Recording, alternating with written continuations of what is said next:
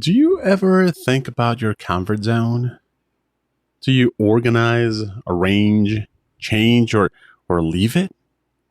Or maybe it just exists somewhere, waiting for you and letting you in whenever you need? Listen to this episode. Think about it and find out what it means for you. Welcome to Confidently Speaking, the podcast that'll get you to fall in love with your own version of English. Everyone has one, but not everyone is aware of it. And it is difficult to define as it's not a physical, visible space, right? It's rather about your habits, way of life, favorite activities, and sensual experiences that bring your relaxation or bliss. Now, it may be good food that you consume or good food that you make for others, playing football, reading a book, going for a walk, lying in bed, and looking at the ceiling, right? Staying at the same job for 20 years, complaining and grouching, knitting, sitting in cafes for hours, and all the things that you know perfectly well that make you feel safe, calm, and happy. Now, actually, you don't have to look for it. You just have it. It's natural to you, and it comes out of your character, upbringing, and experience. Just think about what triggers off the feelings that we mentioned already, and you'll know exactly what it means for you. Hey, don't be afraid to admit that it's living in the same apartment for 10 years, even when your family says that you should look for a bigger one, right? Or maybe that your super soft armchair in which you read books every afternoon should, already be switched up. Or maybe that you spend time, like reading books instead of sweating in the gym. Your friends tell you that you should lose some weight, right? So you still decide to sit down, curl up, and read your favorite novel, right? Now, here's the thing. If it soothes you and gives you your portion of safety, it is your comfort zone. The majority of experts suggest that your comfort zone confines you. Now, if you stay there instead of looking out for new options, is, kind of like a confinement, right? In fact, it stops your development as a person. You're overweight, but eating calms you down, so you will never lose the extra weight. Your job is below your qualifications, but you like the people and the location and the fact that they don't push you so hard, so you can't find the courage to look for another position. Retreating to your comfort zone will never make your dreams and ambitions come true. Now, of course, there's also the other side of a coin, like some other authors, some other experts say that you shouldn't change your nature completely, and maybe it's better to develop within your comfort zone instead of completely abandoning it, right? Now, your comfort zone reflects your personality, your character, likes and dislikes, right? It would be impossible to disconnect from all of this. Yet, each human needs an ongoing, steady improvement, right? Steady development. The solution may be just going deeper or improving what you are already good at and what brings you sheer pleasure. For example, eating is important for you, right? So don't cut down, but perhaps change the quality of your meals. You love your workplace, but you have no satisfaction from simple monotonous duties, then don't leave your company and try to find a better position within the same organization, right? Hey, retain your old comfort zone, but look after it. Cultivate and nurture it. Small, consistent improvements will bring you personal fulfillment, which in turn will lead to your professional success as well. Now, having said all of that, how does that relate to your language proficiency? How does that relate to how confidently you will speak? right?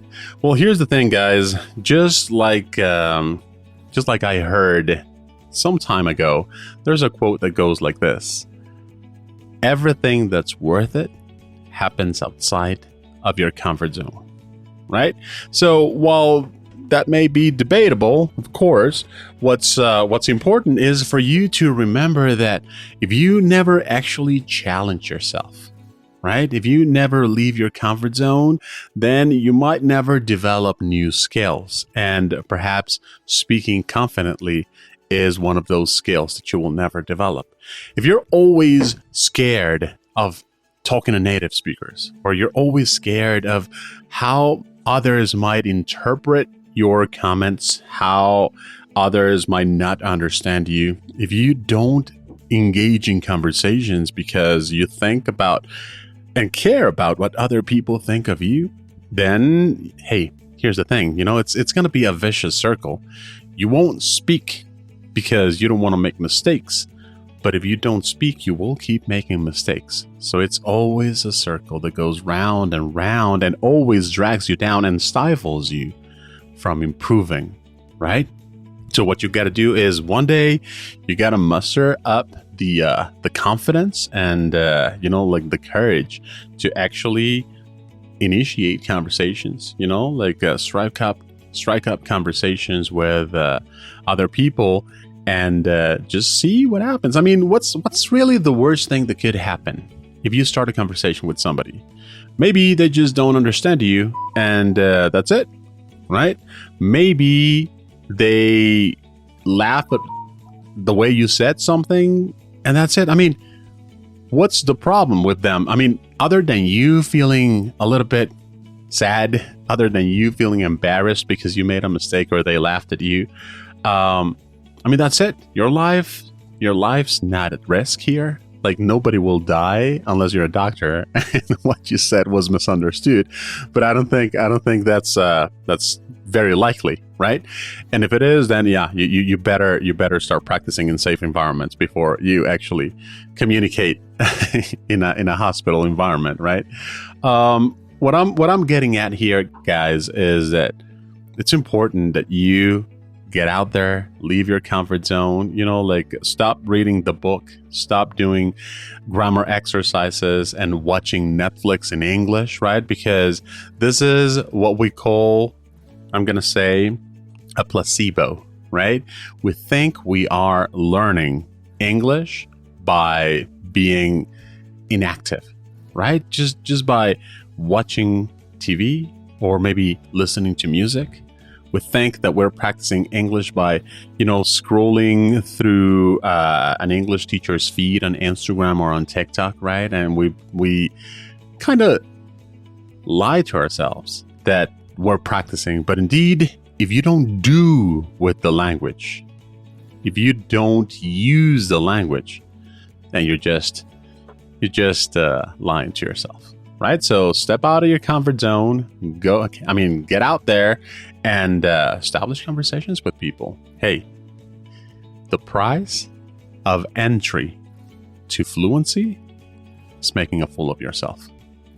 That's it, right? That's the entry price to fluency. You got to make a fool of yourself to actually get good at it, just like with any other skills. You'll suck at them at the beginning. So thank you very much for giving me the most valuable currency that we nowadays have, which is your attention. Thanks a lot, everybody. Remember that you can find me on Instagram. You can find me on TikTok as English with Frank, right? You can always find me on Facebook as well, and then YouTube. Guys, remember that this is a free material. If you like what I do, I would appreciate it if you rated it 5 stars on Instagram. No, not on Instagram. Hold on a second. On Spotify. And, if you interact with the content, that will allow me to reach more people and help them out. So thanks a lot, everyone. Want you to have an amazing weekend, and I'll see you when I see you. No, that's going to be next week. All right. Have a good one, everyone. See you then. Bye-bye.